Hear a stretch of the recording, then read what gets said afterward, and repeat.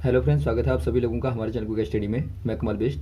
इस वीडियो के माध्यम से दोस्तों आपको यहाँ पर कराऊंगा आर्मी टेक्निकल एनए का दोस्तों केमिस्ट्री का पार्ट नंबर 31, यानी कि यहाँ पर आपको रसायन विज्ञान का भाग नंबर 31 मिलेगा।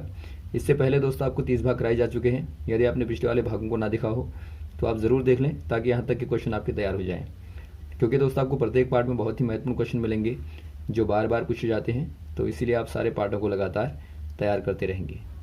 तो देखिए आज के क्वेश्चनों को देखते हैं। पहला क्वेश्चन दोस्तों आपको दिखता है, ज्ञात तत्वों में सर्वाधिक संख्या है, यानी कि आपको पूछा गया है in non elements the maximum number is of. यहाँ पे देखिए दोस्तों, यदि आप बात करें पीरियोडिक टेबल की बात करें तो यहाँ पर आप देखते हैं जो एस ब्लॉक है वहाँ पर क्या है दोस्तों, दो ग्रुप हैं, जिनमें से पहला वाला ग्रुप कहता है एल्कली मेटल और सेकंड वाला है दोस्तों एल्कलाइन अर्थ मेटल। यानी यहाँ पर आप देखते हैं सारे क्या है दोस्तों, मेटल हैं, यानी कि धातुएं हैं। वैसे ही आप देखते हैं दोस्तों आपका जो डी ब्लॉक वाला है, जो डी ब्लॉक के एलिमेंट है दोस्तों वो कहलाते हैं ट्रांजिशन मेटल, यानी आप इनको कहते हैं संक्रामक धातुएं। यानी ये भी सारे के सारे क्या हैं दोस्तों, एक प्रकार से मेटल हैं। और यदि आप बात करें पी वाले ब्लॉक की, यानी जो आपका पी ब्लॉक है, तो पी ब्लॉक में दोस्तों यहाँ पर आपके होते हैं मेटल, नॉन मेटल और साथ में होते हैं मेटलॉइड, यानी कि उपधातुएं भी होती हैं, मेटलॉइड भी होते हैं। तो यहाँ पर आप कह देंगे तीनों प्रकार के होते हैं। और वैसे आप एफ ब्लॉक में देखेंगे तो वहाँ भी दोस्तों धातुएं होती हैं। यानी एक प्रकार से आप देखते हैं सर्वाधिक क्या है दोस्तों, सर्वाधिक आपको यहाँ पर मेटल ही मिलेंगे। तो ऑप्शन नंबर आप ए वाले में टिक कर देंगे, मेटल दोस्तों सर्वाधिक ज्ञात तत्वों में है। तो ऑप्शन नंबर आप टिक कर देंगे ए वाले में। नेक्स्ट क्वेश्चन देखिए दोस्तों, निम्न में एक यौगिक है, यानी कि आपको पूछा गया है which of the following is a compound.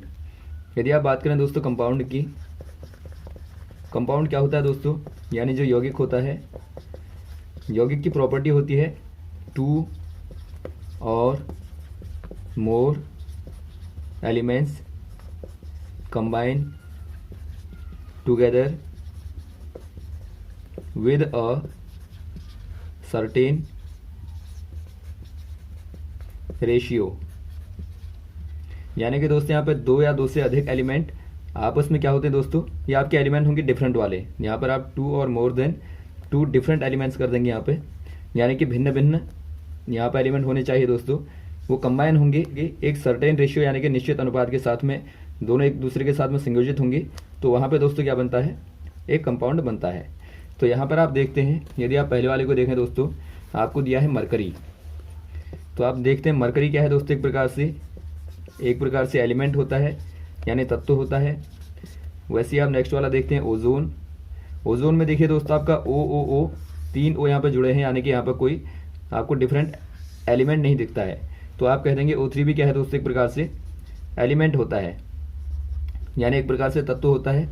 वैसे आप बात करें एयर की, तो एयर क्या होती है दोस्तों, एयर में आप देखते हैं अलग अलग प्रकार की गैसेस का समूह होता है, यानी ये दोस्तों क्या हो जाएगा, एक प्रकार से ये आपका हो जाएगा मिक्सचर, यानी यह एक प्रकार से दोस्तों क्या होता है, मिश्रण होता है।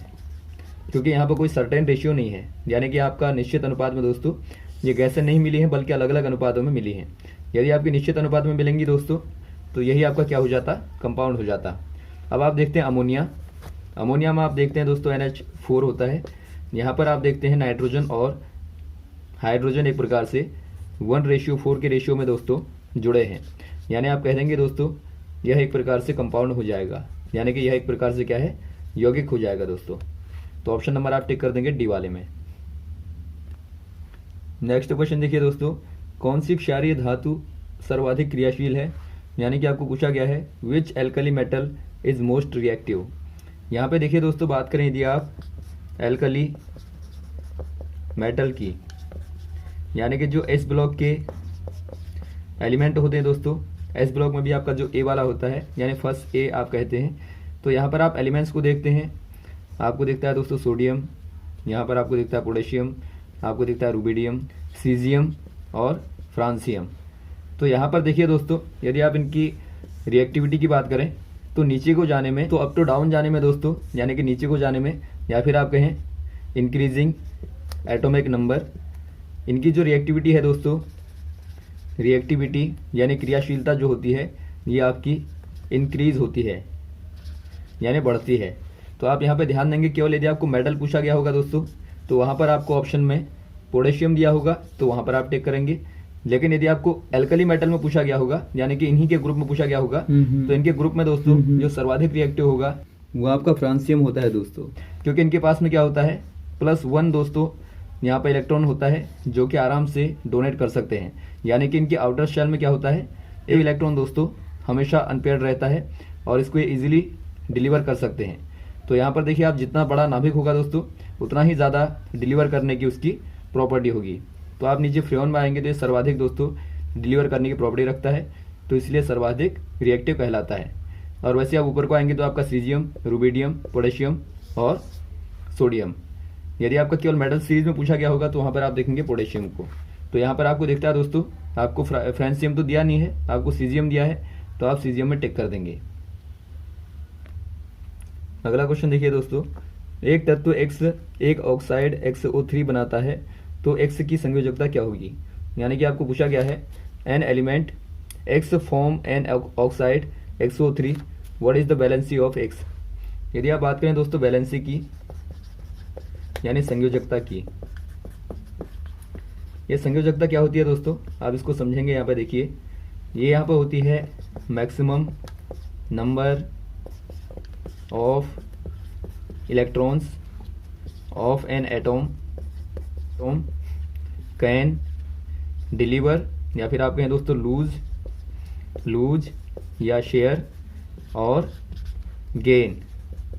यानी कि दोस्तों किसी परमाणु में आप देखेंगे तो जितने भी इलेक्ट्रॉन यहाँ पे गेन हो सकते हैं या लूज हो सकते हैं या फिर शेयर हो सकते हैं दोस्तों, उन्हीं के मैक्सिमम नंबर को आप क्या कहते हैं, उस एटॉम की वैलेंसी कहते हैं। तो यहाँ पर आप देखिए, यदि आप एग्जांपल के तौर पर देखेंगे, यदि आप O को देखें दोस्तों यानी ऑक्सीजन को देखें, तो आप जानते हैं O का एटॉमिक नंबर क्या होता है, ये आपका 8 होता है। यानी कि यहाँ पर आप नंबर ऑफ प्रोटॉन देखेंगे दोस्तों तो ये आपके 8 होते हैं, यानी कि नंबर ऑफ इलेक्ट्रॉन भी क्या होंगे, 8 ही होंगे। तो यहाँ पर आप देखिए दोस्तों, यदि आप इनका कन्फिगरेशन करेंगे तो आपको मिलेगा 2, 6। यदि आप इनको SPDF में बांटेंगे तो यहाँ पर आपको मिलेगा 1s2, 2s2 और 2p4। यानी कि यहाँ पर आप देखते हैं आउटर शेल में 2p4 है दोस्तों। यदि आप इनको बांटेंगे यहाँ पे P में, यहाँ पर कोशों में देखेंगे तो यहाँ पर आप देखते हैं 1, 2, 3, 4। तो यहाँ पर आप देखेंगे दोस्तों आपको 2 अनपेयर्ड इलेक्ट्रॉन मिलते हैं, यानी कि यहाँ पर आपके 2 असंयोजी इलेक्ट्रॉन यहाँ पर प्राप्त हो जाएंगे आपको। तो इसका अर्थ क्या हुआ दोस्तों, जो O है O के पास में 2 इलेक्ट्रॉन ऐसे हैं जिनको आराम से वो डिलीवर कर सकता है। यानी एक प्रकार से आप कहेंगे दोस्तों जो 2 इलेक्ट्रॉन हैं यहाँ पे वो आपके अनपेयर्ड हैं, यानी कि दोस्तों जो O की वैलेंसी हो जाएगी 2 हो जाएगी। वैसे आप देखिए दोस्तों, यदि आप बात करें O3 की तो आपके 2 1 में हो जाएंगे, 2 1 में और 2 1 में, तो यहाँ पर आप कह देंगे 6 हो जाएंगे। तो यहाँ पर आप देखते हैं जो कंपाउंड आपको दिया गया है, ये आपको दिया गया है दोस्तों XO3। तो यहाँ पर आप X की बैलेंसी निकालेंगे तो X की बैलेंसी उतनी ही होगी दोस्तों जितने की यहाँ पे O3 की होगी, क्योंकि आप देखते हैं दोनों का कंबाइनेशन हुआ है, यानी कि दोनों की बाउंडिंग हुई है दोस्तों, तो इक्विवेलेंट नंबर ऑफ इलेक्ट्रॉन होंगे, यानी कि जब बराबर होंगे तो ही यहाँ पे बाउंडिंग संभव है। तो यहाँ पर आप कह देंगे दोस्तों X की क्या हो जाएगी, यहाँ पर संयोजकता 6 हो जाएगी। तो ऑप्शन नंबर आप देखते हैं यहाँ पे D वाला दिया है, तो आप D वाले में टिक कर देंगे। अगला क्वेश्चन देखिए दोस्तों, वायुमंडल धूल कणों, लवण बीज, पराग कण, धुआं आदि के कणों को धारण करता है, तो इन्हें संयुक्त रूप से क्या कहा जाता है। यानी कि आपको पूछा गया है दोस्तों, atmosphere contain dust particles, salt grain, pollen grains, smog extra, which are collectively known as. यदि आप बात करें दोस्तों एटमॉस्फेयर की, तो यहाँ पर आप देखेंगे दोस्तों बहुत सारे क्या होते हैं, डस्ट पार्टिकल होते हैं यानी धूल के कण होते हैं, और यहाँ पर आप देखेंगे बहुत सारे दोस्तों साल्ट ग्रेन होते हैं यानी एक प्रकार से लवणीय बीज होते हैं दोस्तों, और आप देखते हैं पोलन यानी कि पराग कण होते हैं, और बहुत सारा यहाँ पे स्मोक और बहुत सारी अन्य चीज़ें होती हैं। तो यदि आप इनका कलेक्शन लेंगे दोस्तों तो इसे आप क्या कहते हैं, आपको पूछा गया है। यदि आप इनका कलेक्शन देखें तो एक प्रकार से ये आपका दोस्तों कोलोइडल सॉल्यूशन बनाता है, यानी कि कोलाइडी विलयन को बनाता है। जहाँ पर एयर के साथ में दोस्तों अलग अलग प्रकार के, या फिर आप कहें दोस्तों गैस के साथ में अलग अलग प्रकार के सॉलिड और लिक्विड मिले रहते हैं। तो ऐसे वाले सॉल्यूशन को क्या कहते हैं? देखिए, यदि आप देखें दोस्तों कोलाइडल सॉल्यूशन को, कोलाइडल सॉल्यूशन में दो फेज होते हैं। एक आपका होता है दोस्तों डिस्पर्शन मीडियम, एक आपका होता है डिस्पर्स्ड फेज। यानी कि यहाँ पर देखिए जो मीडियम होगा दोस्तों वो आपका माध्यम जिसके ऊपर अन्य कण बिखरे रहते हैं, और ये आपका होगा दोस्तों जो कण बिखरे रहते हैं यानी कि जो लेस अमाउंट वाले होते हैं उनको आप डिस्पर्स्ड फेज कहते हैं। जैसा कि आप देखेंगे, यदि आप दोस्तों बात करें यहाँ पे जो आपको दिया है एग्जाम्पल, यहाँ पर आप देखते हैं एयर के साथ में दोस्तों, या फिर आप कहें गैस के साथ में अलग अलग प्रकार के जो डस्ट पार्टिकल हैं या स्मॉग है, या फिर आप देखते हैं यहाँ पे पोलन ग्रेन है, यानी कि सॉलिड और लिक्विड फॉर्म दोस्तों क्या रहते हैं? डिस्पर्स रहते हैं। तो ऐसे वाले सॉल्यूशन को, ऐसे वाले कोलाइडल सॉल्यूशन को आप कहते हैं एरोसोल। एरोसोल यानी कि जहाँ पे दोस्तों डिस्पर्शन मीडियम क्या होगा? ये आपका एयर होगा या फिर आप कहें गैस होगा। तो यहाँ पर आप देखते हैं क्या हो जाएगा, ये आपका दोस्तों एरोसोल हो जाएगा, ऑप्शन नंबर सी वाला। तो यहाँ पर दोस्तों आप ऑप्शन नंबर सी वाले में टिक कर देंगे एरोसोल में। अगला क्वेश्चन देखिए दोस्तों, मोस्ट इलेक्ट्रोनेगेटिव एलिमेंट आपको बताना है। यदि आप दोस्तों मोस्ट इलेक्ट्रोनेगेटिव बात करें, मोस्ट इलेक्ट्रोनेगेटिव, नेगेटिव कहने का मतलब है दोस्तों जो एक प्रकार से इलेक्ट्रॉन को एक्सेप्ट करने की हायर टेंडेंसी रखता हो। तो यहाँ पर कौन सा हो जाएगा दोस्तों? यहाँ पर देखिए जो फ्लोरीन होता है, फ्लोरीन दोस्तों एक प्रकार से हायर टेंडेंसी रखता है ड्यू टू स्मॉलर साइज, क्योंकि इसका जो न्यूक्लियर साइज होता है वो आपका छोटा होता है। तो इसीलिए दोस्तों ये इलेक्ट्रॉन को एक्सेप्ट करने की हायर टेंडेंसी रखता है। तो आप इसको कह देंगे मोस्ट इलेक्ट्रोनेगेटिव होता है। तो ऑप्शन नंबर आप यहाँ पे बी वाले में टिक कर देंगे। यदि आप दोस्तों हेलोजनों में देखें तो आपका FCl Bri में देखेंगे तो सर्वाधिक रिएक्टिव आपका इलेक्ट्रोनेगेटिव आपका F होता है, बाद में क्लोरीन, बाद में ब्रोमीन, बाद में आयोडीन होता है। तो यहाँ पर आप टिक कर देंगे दोस्तों ऑप्शन नंबर बी वाले में। यदि आपको दोस्तों मोस्ट इलेक्ट्रोपॉजिटिव पूछा गया होगा, यानी कि जो एक प्रकार से इलेक्ट्रॉन को डिलीवर करने की ज़्यादा टेंडेंसी रखता है दोस्तों, यानी एक प्रकार से ऑक्सीडाइज करने की प्रॉपर्टी रखता है, तो ये आपका हो जाएगा दोस्तों पोटेशियम। या फिर आपको लिथियम दिया होगा तो आप लिथियम में टिक करेंगे, अदरवाइज दोस्तों आपका पोटेशियम हो जाएगा। अगला क्वेश्चन देखिए दोस्तों, ट्राइटियम के नाभिक में प्रोटॉनों तथा न्यूट्रॉनों की क्रमशः संख्या क्या है? यानी कि आपको पूछा गया है the number of protons and neutrons respectively in the nucleus of tritium. पहले आप समझेंगे दोस्तों ट्राइटेनियम है क्या। ट्राइटियम दोस्तों हाइड्रोजन का थर्ड वाला आइसोटोप होता है। आइसोटोप कहने का मतलब है समस्थानिक। समस्थानिक क्या होते हैं दोस्तों? जिनके एटॉमिक नंबर्स या फिर आप कहें नंबर ऑफ प्रोटॉन्स इक्वल होते हैं, बट एटॉमिक मास डिफरेंट होता है। यानी दोस्तों इनका जो परमाणु भार होगा वो अलग अलग होगा, लेकिन जो एटॉमिक नंबर होगा या फिर आप कहें परमाणु क्रमांक होगा या फिर आप कहें प्रोटॉनों की संख्या होगी दोस्तों वो समान होगी। तो ऐसे वाले एटॉम्स को या फिर आप कहें न्यूक्लियस को दोस्तों आप क्या कह देते हैं? आइसोटोप कहते हैं। तो यहाँ पर आप देखिए जो हाइड्रोजन होता है इसके तीन दोस्तों समस्थानिक होते हैं। पहला आपका होता है प्रोटियम। प्रोटियम को दोस्तों आप 1H1 के द्वारा दिखाते हैं, यानी कि यहाँ पर एक ही प्रोटॉन होता है और एक ही दोस्तों इलेक्ट्रॉन होता है, यानी 0 नंबर ऑफ यहाँ पे क्या होते हैं दोस्तों? न्यूट्रॉन होते हैं। और सेकंड वाले में देखेंगे आप तो आपका ड्यूटेरियम होता है। ड्यूटेरियम दोस्तों यहाँ पर आपका 1H2 से आप दिखाते हैं, यानी कि यहाँ पर एक प्रोटॉन होगा और यहाँ पे दोस्तों आपका एक इलेक्ट्रॉन होता है, एक यहाँ पे न्यूट्रॉन हो जाएगा। यानी आप न्यूट्रॉन को निकालेंगे तो क्या करते हैं आप यहाँ से दोस्तों माइनस कर देते हैं, यानी कि आप एटॉमिक मास से एटॉमिक नंबर को माइनस करेंगे तो आपको नंबर ऑफ न्यूट्रॉन मिलता है। तो यहाँ पर आप देखिए 2 - 1 करेंगे तो आपको 1 नंबर मिलेगा न्यूट्रॉन का। वैसे आप थर्ड वाला टाइप देखेंगे, यहाँ पर आप लिख लेंगे जो थर्ड वाला होता है दोस्तों ये आपका है ट्राइटियम। ट्राइटियम का दोस्तों 1H3 के द्वारा आप दिखाते हैं, यानी यहाँ पर आप देखेंगे प्रोटॉन तो आपका एक ही रहेगा, इलेक्ट्रॉन भी एक ही रहेगा, लेकिन यहाँ पर आप न्यूट्रॉन देखेंगे तो आपका 3 - 1 करेंगे आपको 2 मिलेगा, यानी कि यहाँ पर नंबर ऑफ न्यूट्रॉन दोस्तों 2 हो जाएंगे और प्रोटॉन आपका 1। यहाँ पर आपको देखिए पहले लिखा गया है प्रोटॉन, तो आप पहले देखेंगे 1 वाले को, बाद में 2 वाले को। तो ऑप्शन नंबर आपका सी वाला दिखता है 1 और 2, तो यहाँ पर आप टिक करेंगे। अगला क्वेश्चन देखिए दोस्तों, निम्न में कौन एक बीटा धनात्मक क्षय की अभिक्रिया है। यानी एक प्रकार से आपको बताना है दोस्तों, which one of the following is a beta positive decay. यानी कि आपको रिएक्शनों में बताना है दोस्तों कौन सा वाला बीटा पॉजिटिव डीके को या फिर आप कहें क्षय को दिखाता है। ये डीके क्या होता है दोस्तों, डीके कहने का मतलब है डिस इंटीग्रेशन ऑफ न्यूक्लियस। यानी नाभिक का क्या होता है दोस्तों, यहाँ पे नाभिक का क्षय होता है। आप देखते हैं जो आपके रेडियो एक्टिव एलिमेंट होते हैं, एग्जाम्पल के तौर पर आप यूरेनियम को देखते हैं, तो इनके अंदर से क्या निकलता है दोस्तों, नाभिक से क्या निकलता है, अल्फा बीटा या गामा रेज निकलती हैं, और इन्हीं को आप कहते हैं यहाँ पे रेडियो एक्टिव रेज।